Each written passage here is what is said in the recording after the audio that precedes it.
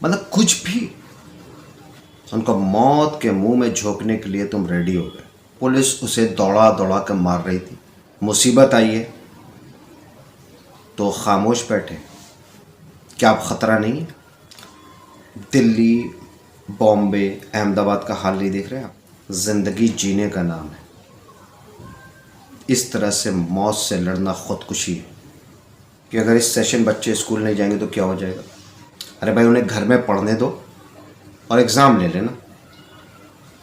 जब हम इटली से भी आगे निकल चुके हैं, चाइना तो बहुत पीछे रह गया। कि देखिए, कोरोना वायरस बहुत ख़तरनाक वायरस है। और बाय द वे, एक चीज़ और बताना चाहूँगा। और चंद अमीर जिन्होंने हिंदुस्तान की 95% दौलत पे कब्ज़ा करके बैठा हुआ है। नमस्कार, आदाब, सत श्री अकाल।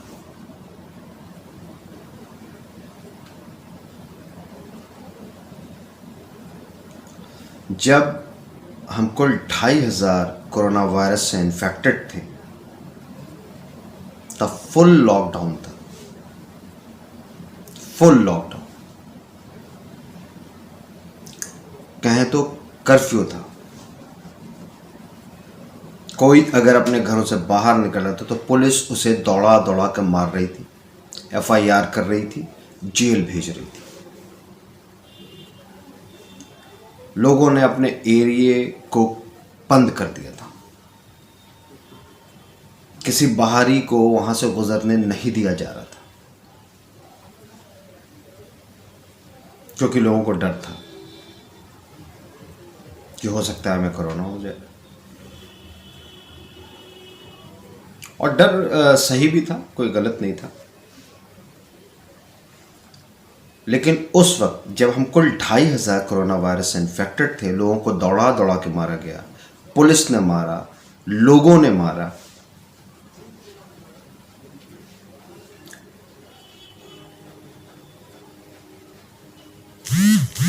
और आज जब हम इटली से भी आगे निकल चुके हैं, चाइना तो बहुत पीछे रह गया,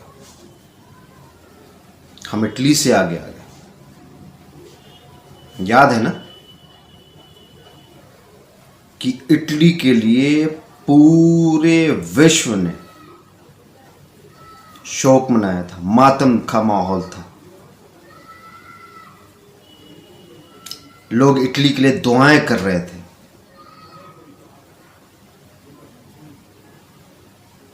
पर अफसोस, बदकिस्मती से आज हम इटली से आगे हैं।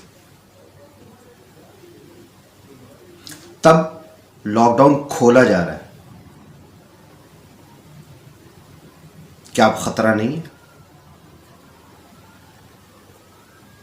क्या अब कम्युनिटी स्प्रेड का खतरा नहीं है?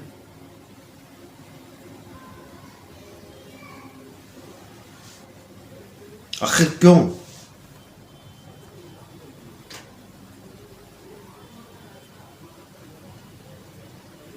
सिर्फ अर्थव्यवस्था के लिए।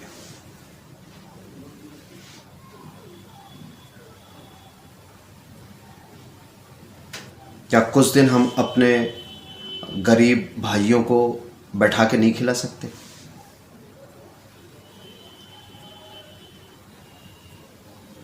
क्या सरकार और चंद अमीर जिन्होंने हिंदुस्तान की 95% दौलत पे कब्जा करके बैठा हुआ है, वो हिंदुस्तान को खिला नहीं सकते?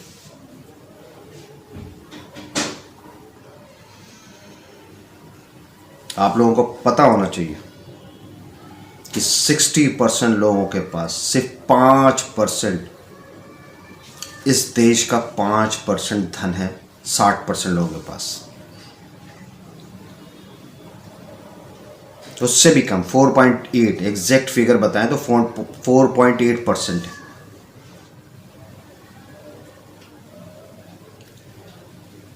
और 95% दौलत 40% लोग अमीरों के पास है। ये अमीर नहीं, बहुत अमीर है। और जिसमें से 1% के पास, उन अमीरों में से भी बहुत अमीर, 1% के बाद 52% दौलत है। तो किसका पैसा है? वो किससे कमाते हैं? वो किससे लेते हैं? हम जनता से। तो 60% लोगों से वो पैसे वसूले जाते हैं। और आज जब मुसीबत आई है तो खामोश बैठे।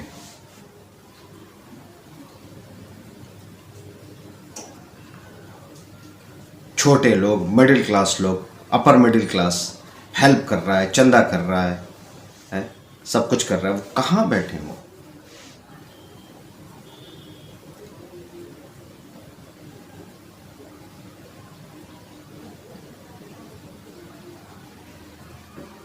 उनकी फैक्ट्रियों को रन करने के लिए हम फिर से उनके कारखानों में जाएं और मौत से लड़ें, क्योंकि अब तो कोरोना है नहीं।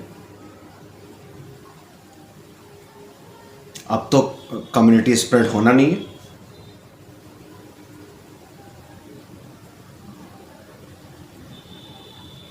और बाय द वे एक चीज़ और बताना चाहूँगा कि वो जो 60% लोग हैं ना, जो गरीब हैं, जिनके पास सिर्फ 5% से भी कम हिंदुस्तान की दौलत है, 5% से भी कम, 4.8%, उसमें मिडिल क्लास, उसमें सर्विस क्लास है, उसमें छोटे मोटे कारखाने वाले, ठीक है, दुकानदार, ये सारे उस 60% में आता है। ये पुलिस, मिलिट्री, ये सब 60% में आते हैं।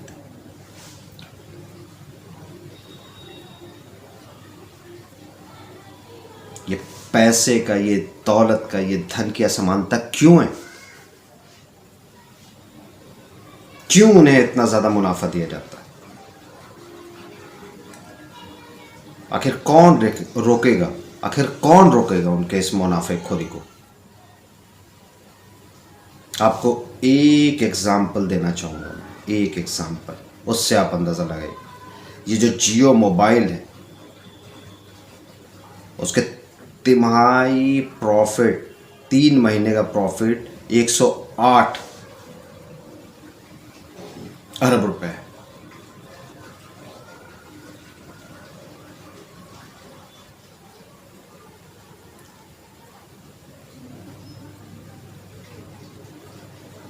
आखिर इतना मुनाफा क्यों लेना है भाई?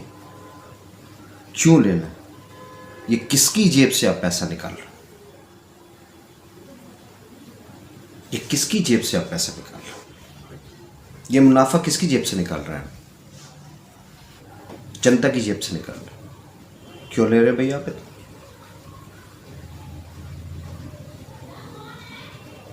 जायज मुनाफा लीजिए, अपने खर्चे निकालिए और 10% ले लीजिए। मतलब कुछ भी, मतलब कौन करेगा इसको कंट्रोल? आखिर कौन करेगा? और आज जब इन 60% लोगों पे मुसीबत आई हुई है, जो बेचारे रोज खाने कमाने वाले हैं, तो तुम उन्हें खाना भी नहीं खिला पा रहे। उनको मौत के मुंह में झोंकने के लिए तुम रेडी हो गए, लेकिन खाना खिलाने के लिए रेडी नहीं।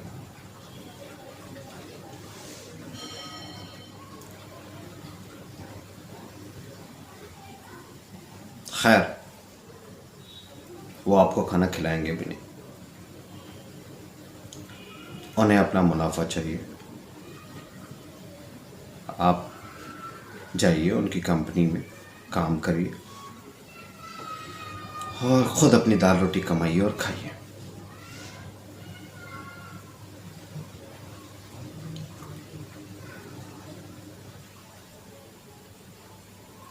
खैर, मैं आप लोगों से ये कहना चाहता हूँ कि देखिए, कोरोना वायरस बहुत ख़तरनाक वायरस है। इसकी अभी तक कोई दवा, कोई मेडिसिन नहीं बन पाई। और एटलीस्ट दिसंबर तक तो भूल जाइए आप।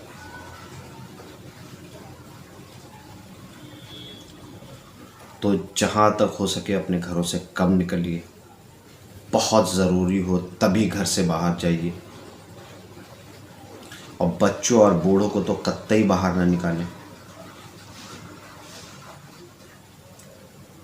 और सोशल डिस्टेंसिंग का पालन करें। अनजान लोगों से बहुत कम मिलें, बहुत ज़रूरी हो तभी।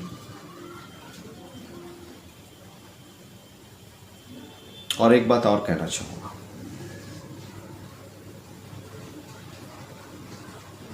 कि अगर इस सेशन बच्चे स्कूल नहीं जाएंगे तो क्या हो जाएगा? क्या हो जाएगा?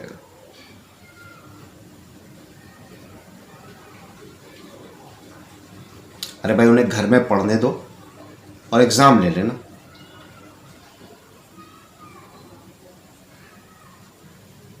तुम स्कूल बुलाना चाहते हो ताकि तुम्हारी फीस बनती रहे।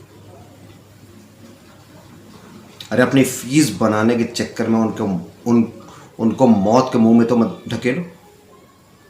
कौन जिम्मेदार होगा उन बच्चों का?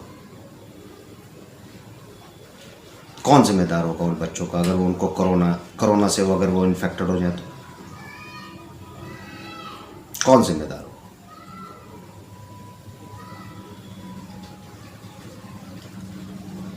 सिर्फ फीस के लिए?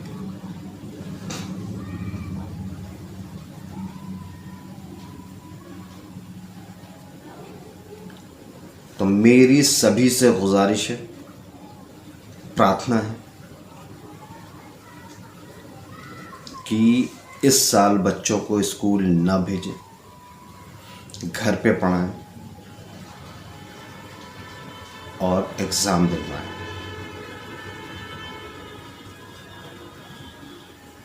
क्योंकि जान है तो जहान है। अरे जब हमारा बच्चा ही नहीं रहेगा तो फिर हम रह के क्या करें भाई? हैं? क्या करेंगे? कमाल है।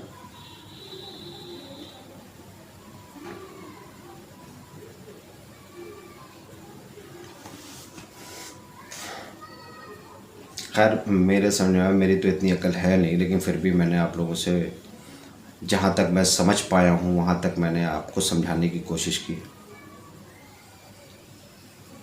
मुझे तो बस एक चीज़ स्ट्राइक कर रहा था कि भाई पूरे विश्व ने इटली का शोक मनाया था, इटली के लिए दुआएं की थी।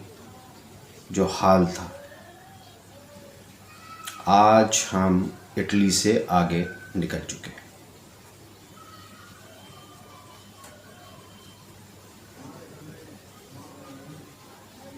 चुटकी बजाते हम बेखौफ कैसे हो गए भाई? क्या कोरोना नहीं है? ये सच्चाई नहीं है?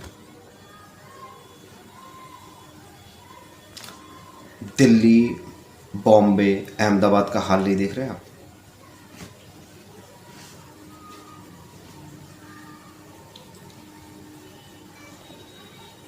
क्या बॉम्बे, दिल्ली, अहमदाबाद पूरे भारत को बनाना है?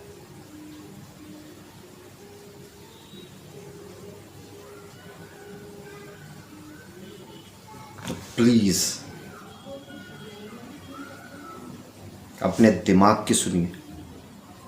आपके पास ऊपर वाले ने बुद्धि दी है, उसका इस्तेमाल करिए और अपने आप को सेफ रखिए,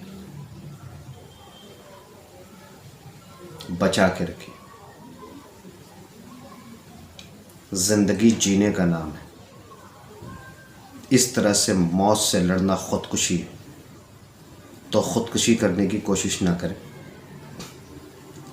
और अपने आप को सेफ रखें, संभाल कर रखें, अपने परिवार को संभाल कर रखें। ये जो साल है, महीना है, दिन है, ये गुजर जाएंगे।